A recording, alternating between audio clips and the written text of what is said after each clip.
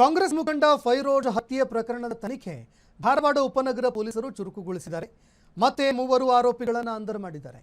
ಈ ಬಗ್ಗೆ ಕಮಿಷನರ್ ಅವರು ಹೇಳಿದ್ದೇನು, ತನಿಖೆ ಈಗ ಯಾವ ಹಂತದಲ್ಲಿದೆ, ಬನ್ನಿ ನೋಡೋಣ.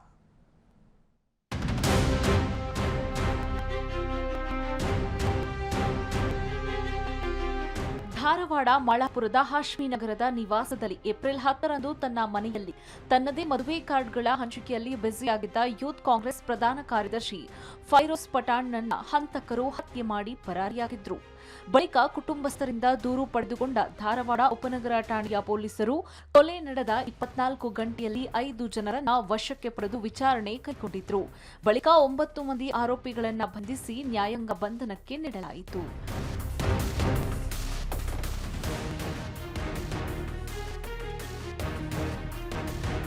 ಈಗ ಮತ್ತೆ 3ರನ್ನ ಪೊಲೀಸರು ಬಂಧಿಸಿದ್ದಾರೆ. ಫೈರೋಜ್ ಕೊಲೆ ಪ್ರಕರಣದಲ್ಲಿ 13 ಜನರ ಬಂಧನವಾಗಿದ್ದು ತನಿಖೆ ಮುಂದುವರೆದಿದೆ. ಕೊಲೆಗೆ ಸಹಕರಿಸಿದವರನ್ನ ಬಿಡುವ ಮಾತೇ ಇಲ್ಲ ಎಂದು Hubballi Dharwad police commissioner N Shashikumar ಗುಡುಗಿದ್ದಾರೆ.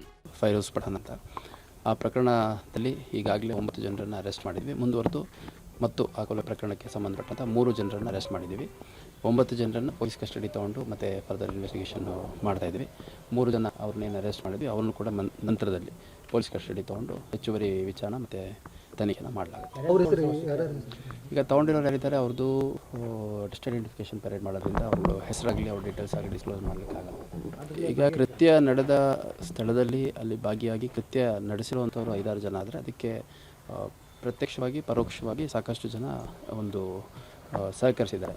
So as a part of conspiracy for supply of ಬೇರೆ ಬೇರೆ ರೀತಿ ಸಪೋರ್ಟ್ ಸಿಸ್ಟಮ್ ಅದನ್ನೆಲ್ಲ ಒಳಗೊಂಡಂತೆ ಇನ್ನು ತನಿಖೆ ಮುಂದುವರೆದಿದೆ. ಇನ್ನೂ ಆರೋಪಿಗಳನ್ನು ಅರೆಸ್ಟ್ ಮಾಡುವಂಥದ್ದು ಬಾಕಿ ಇದೆ.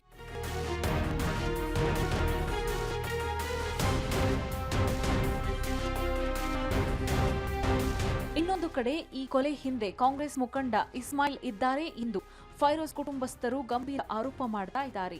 ಫೈರೋಜ್ ಕೊಲೆ ಪ್ರಕರಣವನ್ನ ಗಂಭೀರವಾಗಿ ತೆಗೆದುಕೊಂಡಿದ್ದು ಮತ್ತೆ ಯಾರು ಜೈಲು ಸೇರ್ತಾರೆ ಎಂಬುದನ್ನ ಕಾದು ನೋಡಬೇಕಿದೆ. Manjunath Dyamakanavar, Freedom TV, Hubballi, Dharwad. ಕ್ಷಣ ಕ್ಷಣದ ಸುದ್ದಿಗಳಿಗಾಗಿ ಫ್ರೀಡಂ ಟಿವಿ ಸಬ್ಸ್ಕ್ರೈಬ್ ಮಾಡಿ, ಲೈಕ್ ಮಾಡಿ ಹಾಗೂ ಫಾಲೋ ಮಾಡಿ. ಹೊಸ ಸುದ್ದಿಗಳ ನೋಟಿಫಿಕೇಶನ್ಗಾಗಿ ಬೆಲ್ ಐಕಾನ್ ಮೇಲೆ ಕ್ಲಿಕ್ ಮಾಡಿ.